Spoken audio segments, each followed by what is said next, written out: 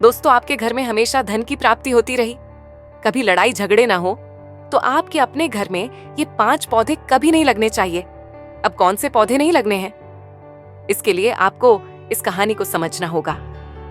एक छोटे से गांव में, जहां हर तरफ हरियाली और शांति का माहौल था, वहां एक परिवार रहता था।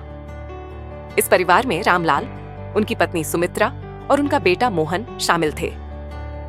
रामलाल एक साधारण किसान थे और अपनी खेती से ही अपने परिवार का पालन पोषण करते थे।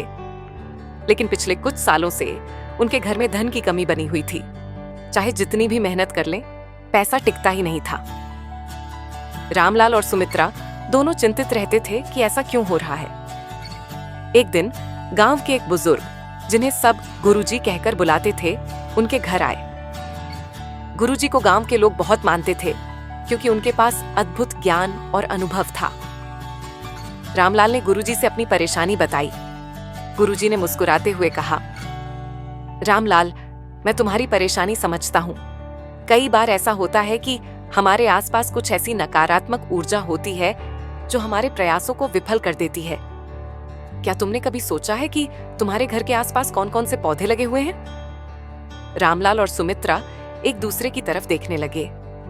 रामलाल ने कहा, गुरुजी, हमारे आंगन में तुलसी, मनी प्लांट और कुछ अन्य पौधे लगे हैं। लेकिन क्या पौधों का हमारे धन से कोई संबंध हो सकता है? गुरुजी ने गंभीर होकर कहा, हाँ, कुछ पौधे ऐसे होते हैं जो घर में नकारात्मक ऊर्जा लाते हैं और धन की कमी का कारण बनते हैं। चलो, मैं तुम्हें बताता हूँ। गुरुजी ने 5 ऐसे पौधों के बारे में बताया जो घर में नहीं लगाने चाहिए। कैक्टस या कांटेदार पौधे।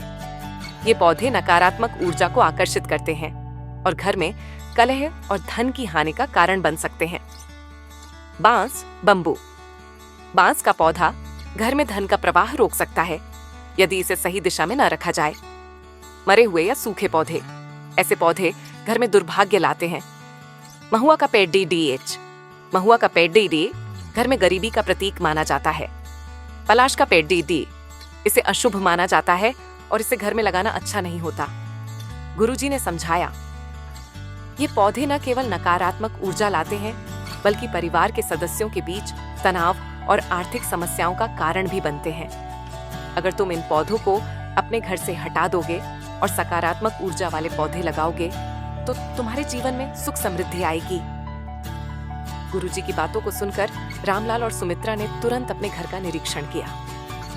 उन्होंने देखा कि उनके आंगन में एक पुराना कांटेदार पौधा था जो अब सूख चुका था। बगल में बांस का एक छोटा पौधा भी था। रामलाल ने तुरंत निर्णय लिया कि वे इन पौधों को हटाकर उनकी जगह तुलसी, मनी प्लांट और फूलों के पौधे लगाएंगे।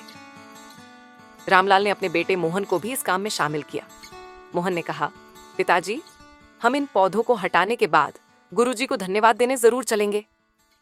रामलाल ने सिर हिलाकर सहमति दी। जैसे ही रामलाल ने इन पौधों को हटाकर नए पौधे लगाए, घर का माहौल बदलने लगा। सुमित्रा ने देखा कि अब घर में शांति और सुकून है।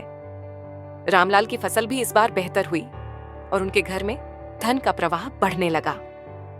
मोहन ने भी महसूस किया कि उसके माता पिता अब पहले से ज्यादा खुश हैं। एक दिन मोहन ने गुरुजी से पूछा, गुरुजी, क्या सिर्फ पौधे बदलने से इतना बदलाव आ सकता है? गुरुजी ने मुस्कुराते हुए कहा, पौधे सिर्फ प्रतीक हैं बेटा। असल में यह तुम्हारा विश्वास और मेहनत है जो तुम्हें आगे बढ़ाती है। लेकिन सही चीजों को अपने आसपास रखना और नकारात्मकता को दूर करना भी उतना ही जरूरी है। इस कहानी से हमें यह सीख मिलती है कि न केवल हमारे कर्म, बल्कि हमारे आसपास का वातावरण भी हमारी सफलता और सुख शांति में महत्वपूर्ण भूमिका निभाता है। सही सोच और सकारात्मकता अपनाने से जीवन में हर मुश्किल को दूर किया जा सकता है। रामलाल का परिवार अब खुशहाल था और वे हमेशा गुरुजी के इस अद्भुत ज्ञान के लिए आभारी रहे। ये कहानी हमें याद दिलाती है कि छोटी छोटी बातों का हमारे जीवन पर गहरा प्रभाव पड़ सकता है। ऐसी मजेदार या परिवार की सुख समृद्धि वाली कहानियां सुनने के लिए आप हमारे चैनल को लाइक करें, सब्सक्राइब जरूर करें